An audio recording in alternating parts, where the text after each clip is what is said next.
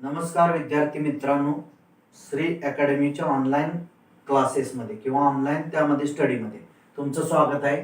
त्यामध्ये next topic आपण पाहणार आहोत, कंट्रोल अँड कोऑर्डिनेशन, नियंत्रण आणि समन्वय. त्याचं थोडक्यात असणारं मराठी मिनिंग. त्यामधला first part neural control and coordination, म्हणजे नर्वचं असणार कंट्रोल आणि त्याचं असणार कोऑर्डिनेशन, नियंत्रण आणि समन्वय. मग त्यामध्ये इंट्रोडक्टरी क्वेश्चन्स असतात.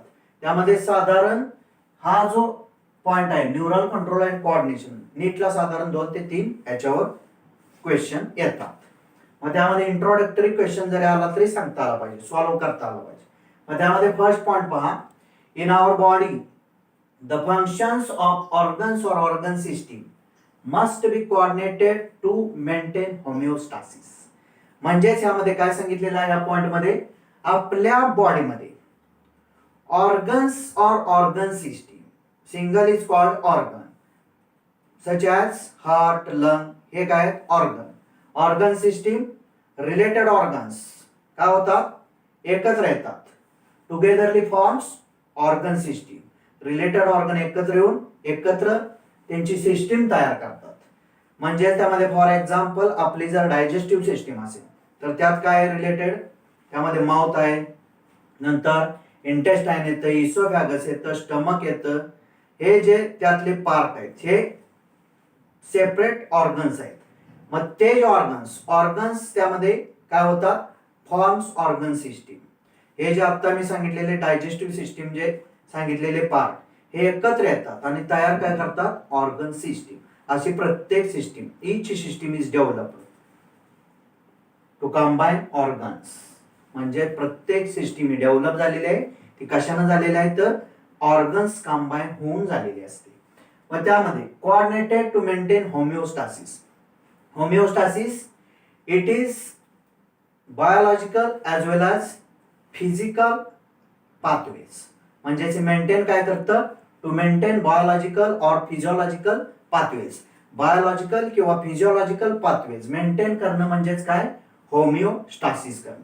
म्हणजे त्यामध्ये काय सांगितलेलं आहे, in our body functions of organs और ऑर्गन सिस्टीम, म्हणजे आपल्या प्रत्येक ऑर्गनचं किंवा ऑर्गन सिस्टीमचं फंक्शन्स त्यामध्ये मस्ट बी कोऑर्डिनेटेड, म्हणजे समन्वय असतो. ऑर्गन किंवा ऑर्गन सिस्टीम एकत्र आल्यानंतर त्यांच्यामध्ये काय असतो, समन्वय असतो.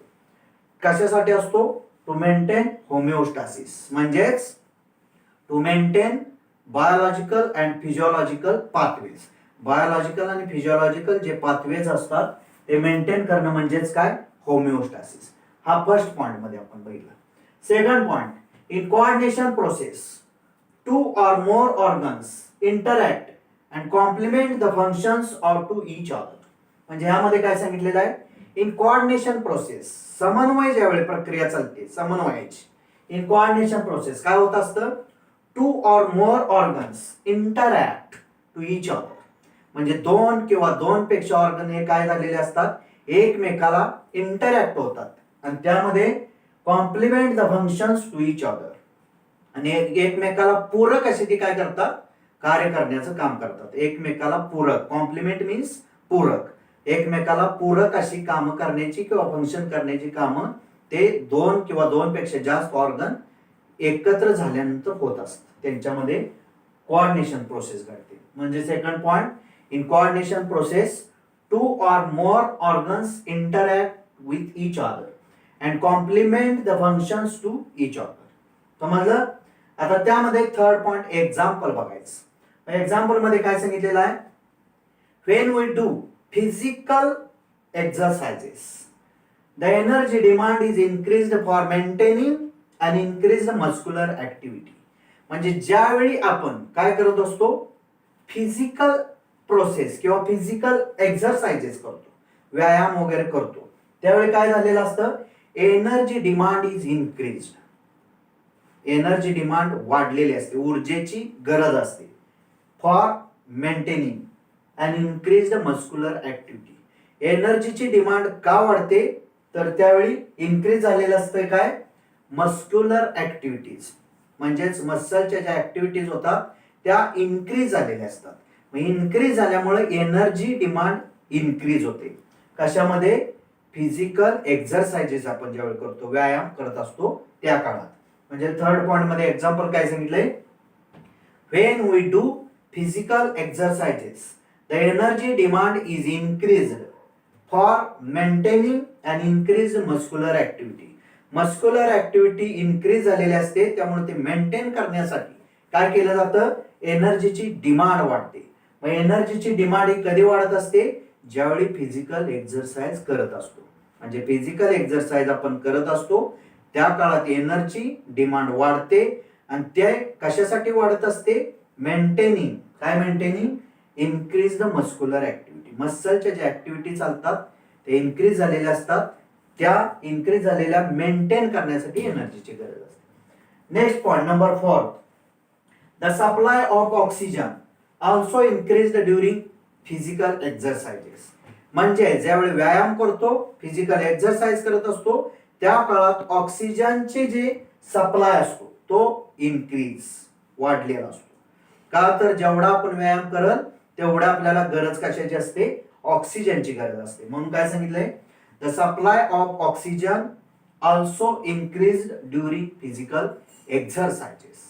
नेक्स्ट नंबर 5th पॉइंट, the increased supply of oxygen is necessary and increase in rate of heartbeat, respiration and increased blood flow via blood vessels. मग या पॉइंट मध्ये काय सांगितलेलं आहे बघा, काय सांगितलंय, increase the supply of oxygen is necessary. म्हणजेच ऑक्सिजनचा जो सप्लाय असतो तो गरजेचा असतो. इन्क्रीज सप्लाय, ज्यादा सप्लाय देणं गरजेचं असतं ड्युरिंग फिजिकल एक्झरसाइजेस. ज्यावेळी आपण करत असतो फिजिकल एक्झरसाइज त्या काळात ऑक्सिजनचा जो सप्लाय असतो तो इन्क्रीज देण्याचं काम केलं पाहिजे.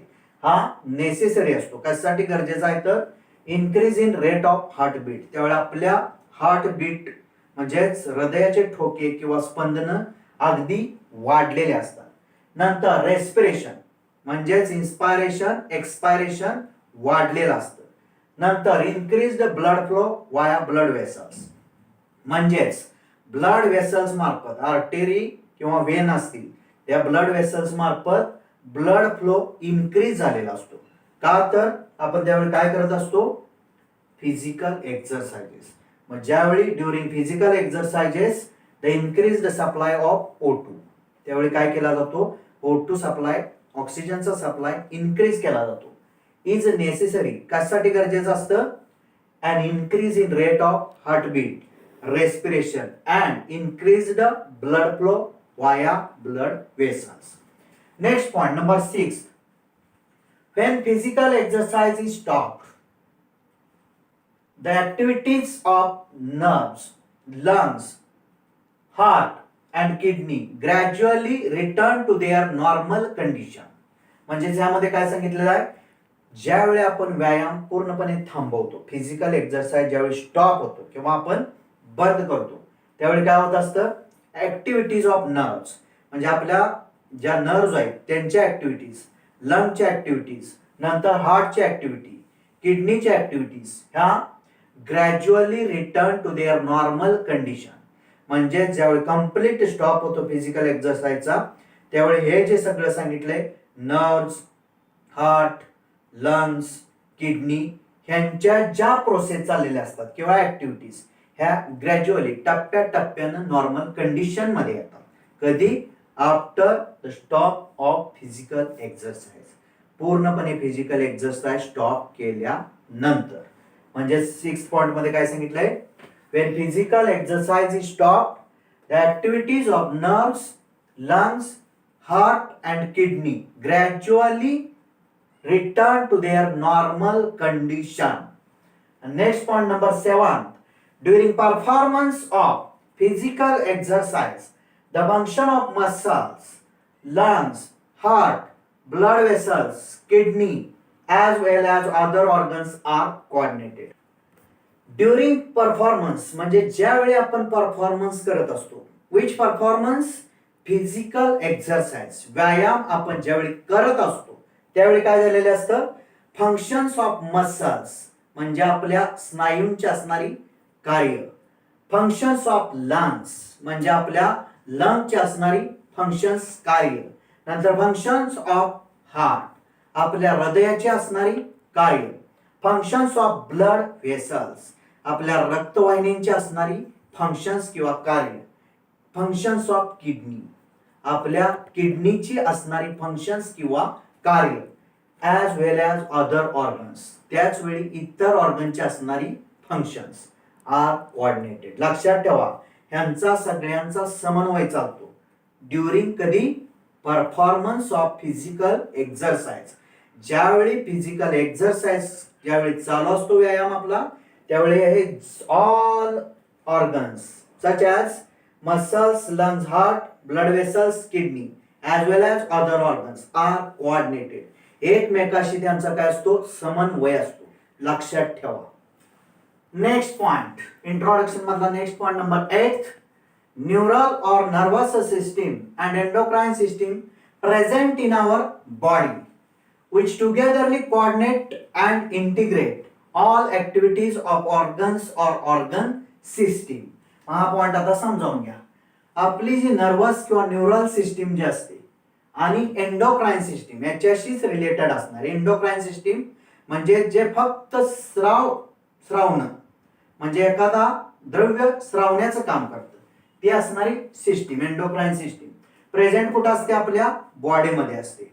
मग हे काय करतं which togetherly coordinate and integrate म्हणजेच एकत्रितरित्या which systems nervous system as well as endocrine system togetherly coordinate काय करतात togetherly coordinate and integrate all activities of organs or organ system म्हणजे आपल्या प्रत्येक अवयवाच्या नंतर आपल्या ज्या संस्था आहेत आपल्या म्हणजे डिफरंट त्यामध्ये असणारे सिस्टीम्स.